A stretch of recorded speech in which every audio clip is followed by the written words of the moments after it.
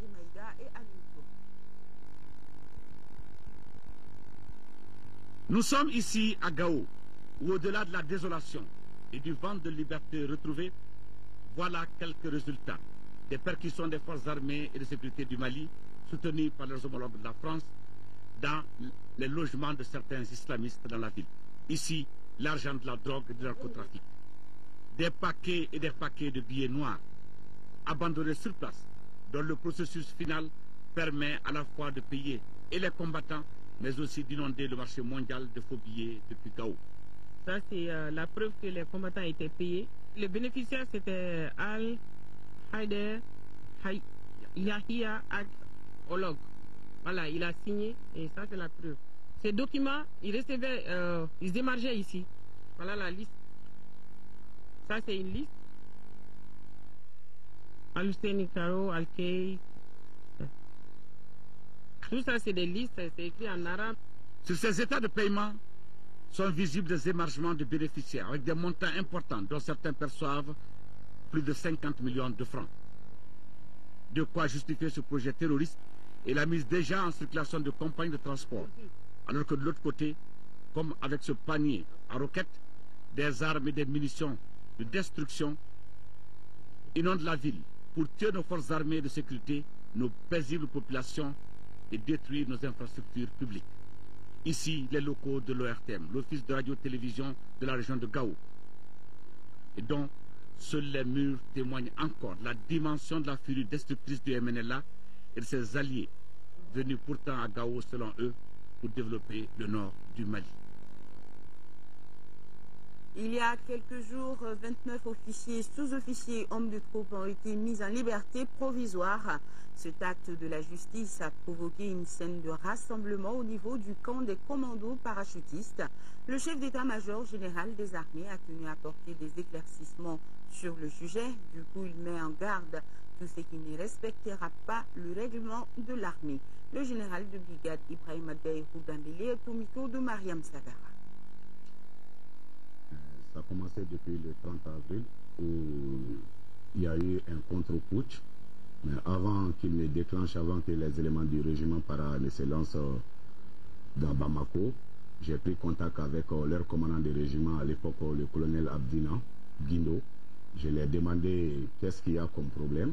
Il dit que ces éléments se sont révoltés et qu'ils veulent monter à Kati. Et si c'est ce qui est la réponse à vos problèmes, montez là-bas et laissez Bamako tranquille.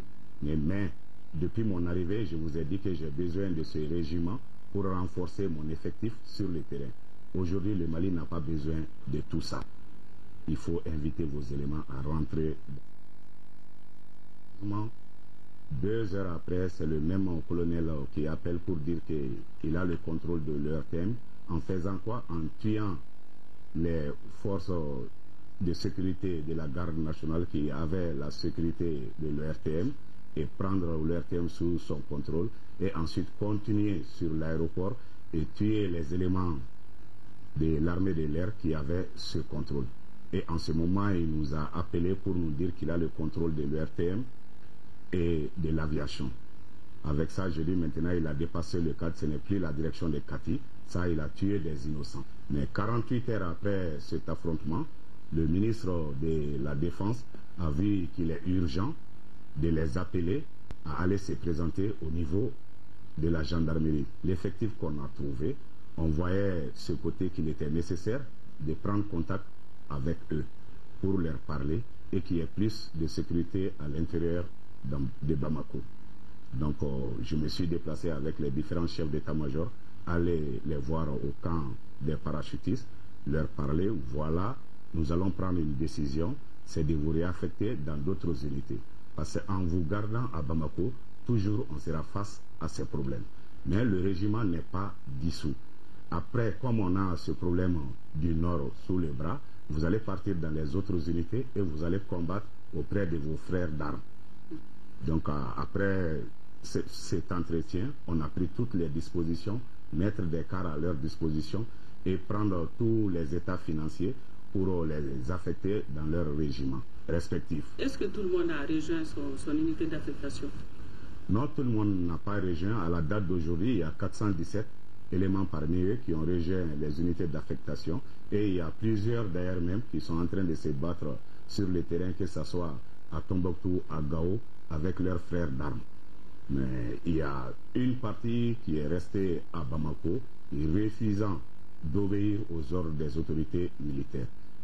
Comme ils ont refusé de rejoindre et prendre l'habitude de se rassembler tous les jours à l'intérieur du régiment, on a pris les dispositions avec les forces armées et de sécurité pour dégager les éléments qui vont se rassembler. Et avant que je ne mette cette décision en application, j'ai pris contact avec le ministre de la Défense et les différents chefs d'état-major et directeurs de services qui sont de commun accord avec moi. Et pour que ça ne dérange pas nos partenaires qui sont venus pour la mission, j'ai appelé le commandant des forces Serval pour l'informer de la situation. Et tous nos partenaires ont trouvé ça très juste parce que sans discipline, il n'y a pas d'armée. Et ils trouvent d'ailleurs qu'on a mis trop de temps pour gérer ce problème. Et les éléments comprennent, que tout le monde comprenne qu'aujourd'hui, nous sommes en état d'urgence. Et de deux personnes n'ont le droit de pénétrer dans une caserne militaire sans l'autorisation des autorités militaires. Les travaux de la 7e session ordinaire de la 4e mandature du Conseil économique, social et culturel se poursuivent. La relance de l'économie nationale au centre des travaux. À travers cet exercice institutionnel, le Conseil attend faire des propositions au pouvoir public en vue d'un développement harmonieux. Le compte rendu, c'est avec Mamari Koli. Les crises sécuritaires et institutionnelles que traverse notre pays depuis quelques mois ont précipité l'effondrement du tissu économique. Certaines entreprises ont mis la clé sous le paillasson, ce qui a poussé plusieurs travailleurs au chômage. L'hôtellerie et l'artisanat n'ont pas été épargnés. Pour apporter des réponses précises aux interrogations, le Conseil économique, social et culturel, en partenariat avec le programme des Nations Unies pour le développement, a jugé opportun de débattre de la relance de l'économie nationale. Il s'agit d'une invitation à un exercice institutionnel, républicain des forces vives et de tous les acteurs du développement dont les activités consistent à créer des richesses et à en assurer le partage pour le grand bonheur des populations. Il nous faut aussi ramener la joie dans les familles et permettre qu'un sourire rajeuni éclaire de nouveau le visage de l'orphelin, de la veuve ou du veuf, et pourquoi pas soigner la blessure de ceux et de celles dont l'intimité et la dignité ont été violées. Au nom du Premier ministre, le ministre du Travail et de la fonction publique chargé des relations avec les institutions a félicité le Conseil économique, social et culturel pour son souci d'apporter des solutions aux problèmes que connaît notre économie nationale. Nous sommes prêts à écouter les acteurs, à connaître leurs difficultés, à voir qu'est-ce qu'on peut faire pour que, comme je l'ai dit, cette spirale soit enrayée, qu'on reprenne le cercle vertueux de l'investissement, de la création d'emplois, de la création de la richesse. Abordant le thème de la présente session, le ministre de l'économie, des finances et du budget a brossé l'état de notre économie. Il a aussi rappelé les mesures prises par le gouvernement pour contenir les effets de la crise. Nous devons tous nous convaincre également que la relance de l'activité économique et la croissance dépendront beaucoup plus de la performance des entreprises, notamment en termes de productivité et de capacité managériale, que de dérogations fiscales ponctuelles qui sont source de distorsion dans la compétitivité globale de l'économie. Plusieurs communications ont été faites à l'ouverture des travaux par quelques institutions de la République. Il s'agit de l'Assemblée nationale, de la Cour suprême, de la Cour constitutionnelle et du Haut Conseil des collectivités. Les intervenants ont tous insisté sur la pertinence du thème de cette 7e édition ordinaire du Conseil économique, social et culturel, dont les travaux dureront 2 semaines. Séance de travail entre le ministre délégué auprès du ministre de l'administration territoriale, de la décentralisation et de l'aménagement du territoire et le conseil du district. Objectif, analyser la conduite de la gestion publique et les différentes préoccupations actuelles de notre pays. Les participants ont saisi cette occasion pour remettre un chèque de 10 millions de francs CFA au ministre dans le cadre de l'effort de guerre. Garibou Pérou, reportage. La libération définitive des zones occupées, l'organisation d'élections transparentes et la gestion du quotidien des Maliens, voilà en substance le sens de cette rencontre. Elle a permis aux autorités communales d'échanger et d'analyser sur l'action gouvernementale afin de converger vers un développement durable. Cette volonté des élus ne peut être effective que lorsque population, gouvernement et partenaires se donnent la main. La décentralisation, c'est le pouvoir des populations. Mais il faut que les populations acceptent de venir travailler avec les maires. Du gouvernement, je demande très sincèrement encore un engagement politique plus fort. Il faut nécessairement une volonté politique plus forte pour que les résistances au changement puissent être domptées.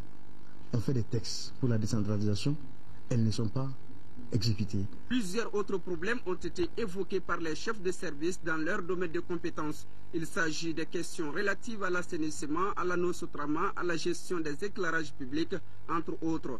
Nous avons la synthèse, le G17, de toutes ces rencontres-là au niveau du gouvernement du district pour sortir un document que nous pourrons utiliser afin d'élaborer une communication, soit sous forme de communication verbale ou sous forme de communication écrite, pour que le gouvernement soit réellement informé des problèmes qui existent au niveau du district de Bamako. Pour une population estimée à 2 millions avec un taux d'accroissement de 5,4%, l'environnement économique, social, sanitaire et éducatif de Bamako mérite d'être repensé selon le maire du district de Bamako. Auparavant, les conseillers ont profité de cette rencontre pour remettre un chèque de 10 millions de francs CFA comme contribution à l'effort de guerre au ministre. Visite du ministre de l'Environnement et de l'Assainissement aux autorités militaires de Ségou.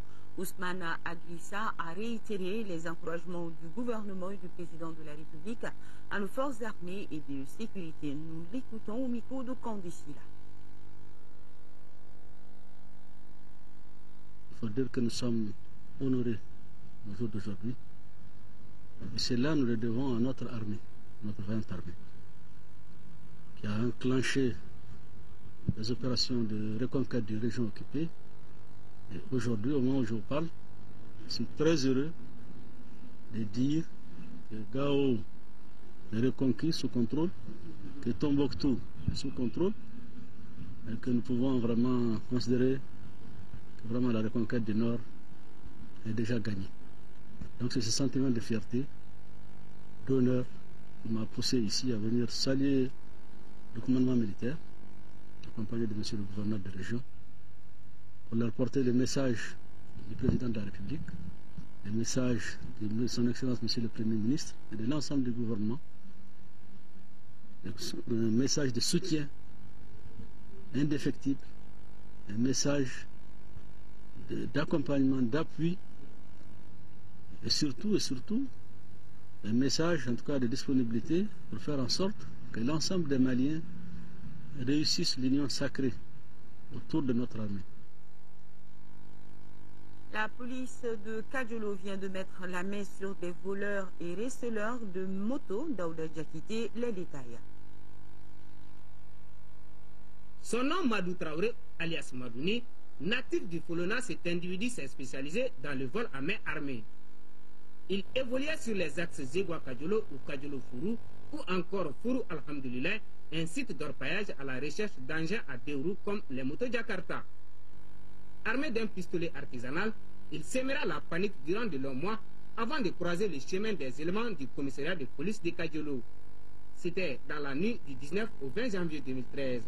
Nous avons interpellé vers 2 h du matin le nommé Mamadou Traoré alias Madni en possession d'un revolver de 9 mm. Ces enquêtes minutieusement menées par mon unité ont permis à retrouver 10 motos et il a pour receleur Noum Ouattara qui est le premier receleur, le second receleur Taïrou Ouattara. Donc c'est une sorte de blanchiment d'argent, de vol et recel, d'association de malfaiteurs et détention d'illégales d'armes. Un important butin désormais entre les mains de la police du Folona qui invite les populations à une grande collaboration en ces moments difficiles pour notre pays. La police est là pour la population. Nous n'avons pas d'autre mission que sécuriser leurs personnes et leurs biens, assurer leur liberté d'aller et de retour, et que les renseignements de cette population croient que seul le renseignement, à travers le renseignement, nous pouvons vaincre cette menace qui pèse sur notre pays. En attendant de remettre les populations victimes dans leurs droits, Madouni et ses complices iront méditer sur leur sort après avoir été présentés à la justice. Du sport football, les affiches de demi-finale mercredi 6 février sont déjà connues. Ghana, Burkina Faso, Mali, Nigeria, ces pays se sont imposés lors des quarts de finale, qui ont suscité d'ailleurs beaucoup de réactions dans les rues. Toutes les prières n'y feront rien. Sur cette place d'un quartier populaire d'Abidjan, les supporters assistent au naufrage face au Nigeria. La fameuse génération dorée du football ivoirien, emmenée par Drogba, manque une fois encore le grand rendez-vous du continent, colère. À chaque fois, il nous faut perdre. C'est le football tué. C'est la détection à la fin. On est fatigué maintenant. Ils restent là-bas. Ils essaient de passer à nous, aux parents. Nous, on pleure chaque année. Ils se foutent de nous. Parce que je n'arrive pas à comprendre qu'ils sont là. Il y a tout un pays derrière eux en train de les supporter et ils ne se donnent pas à fond. Ça fait mal. C'est la honte. La honte. Et le Mali est très content d'être en demi-finale. Un exploit déjà réalisé en 2012, mais cette année, la victoire a une saveur particulière. Les cris de Vive la France ont été remplacés par Vive les Aigles. Les joueurs avaient promis de célébrer à leur manière l'arrivée de troupes étrangères au pays. Les Bafana en ont fait les frais. Félicitations au Mali. Ils sont classés 3e en Afrique et 20e au niveau mondial. C'est une équipe fantastique. On les a dominés, nous avons marqué un but. On aurait pu en marquer un ou deux autres. Mais ça s'est terminé au tir au but sur une grosse déception. Ambiance beaucoup plus festive à Ouagadougou. Longtemps abonnés aux dernières places, les étalons ont rendu leur fierté footballistique à tout un peuple. Ils éliminent le Togo d'Adebayor. La dernière fois qu'ils avaient atteint les demi-finales, c'était il y a 15 ans. La chronique santé du jour s'intéresse à une tumeur qui fatigue plus de 20% des femmes de plus de 30 ans, pouvant être la cause de douleurs, de saignements, d'avortements répétés et même d'infertilité. Le fibrome est plus rencontré chez les femmes du continent que chez celles à la peau blanche. Focus Santé, une réalisation de Kessera Dabi.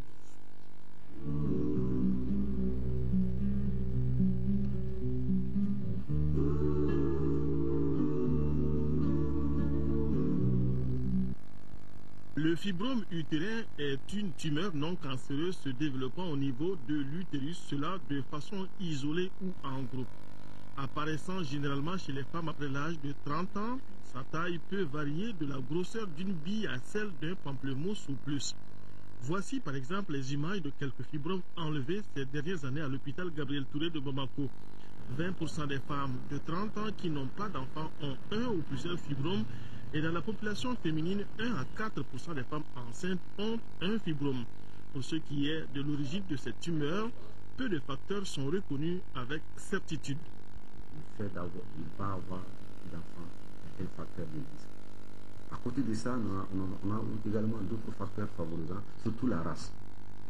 On a constaté que la femme noire fait 3 à 4 fois plus de fibromes que la femme blanche. Également, nous avons d'autres facteurs, surtout au niveau de la filiation. Voilà. Nous avons des facteurs familiaux qui sont là, des prédispositions génétiques qui peuvent aussi conférer vraiment à l'avènement de cette fibromes. À cela s'ajoute l'obésité. Par ailleurs, la présence discontinue de certaines hormones favorise l'apparition du fibrome. Ainsi, en fonction de leur localisation, les fibromes se classent en 3 groupes. Ceux qui se logent dans la paroi de l'utérus, ceux qui croissent vers l'extérieur et ceux qui siègent dans la cavité utérine elle-même. La plupart d'entre eux n'ont pas de signes particuliers, ce qui n'est pas le cas pour les fibromes logés dans la cavité utérine. Si c'est à l'intérieur sous-muqueux, la femme le plus généralement elle va avoir souvent des douleurs, parce que c'est une douleur chronique, c'est-à-dire elle va avoir toujours mal au ventre, à chaque fois elle se plaint de ces douleurs-là. Ou bien elle va faire des saignements à répétition. À chaque fois la femme se dit, à chaque fois j'ai mes règles, chaque fois j'ai mes règles. En dehors des menstruations. En dehors des menstruations, effectivement. Donc les règles vont s'approcher pour elle, c'est des règles. Donc dès qu'on voit comme ça, c'est ça qui va l'inciter à venir consulter le médecin. Et c'est là où on va voir des signes cliniques. Mais le diagnostic réel, définitif, est posé par l'échographie.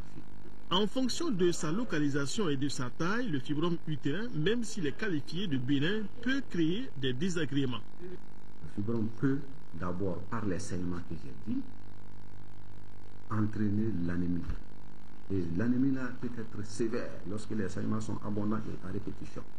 Donc, c'est dans ces contextes que ces femmes anémiées viennent nous voir et qu'il faut faire la prise en charge immédiate de cela. En dehors de ça, la douleur aussi est une complication où à chaque fois la femme se plaint de cette douleur et ne peut pas travailler. Mais en dehors de ça, vous avez des complications surtout sur la fertilité de la femme. Également, ces mêmes fibromes, lorsque la grossesse est là, ça peut aller au terme, mais ça peut compliquer l'accouchement. De la taille et de la localisation dépend la prise en charge qui peut aller de la gestion de l'anémie provoquée par les saignements à l'intervention chirurgicale en passant par la gestion de la douleur que la tumeur peut provoquer à un certain stade. Tout compte fait, les médecins disent qu'on n'enlève pas un fibrome muet, autrement dit, on n'opère pas un fibrome qui n'a pas commencé à gêner.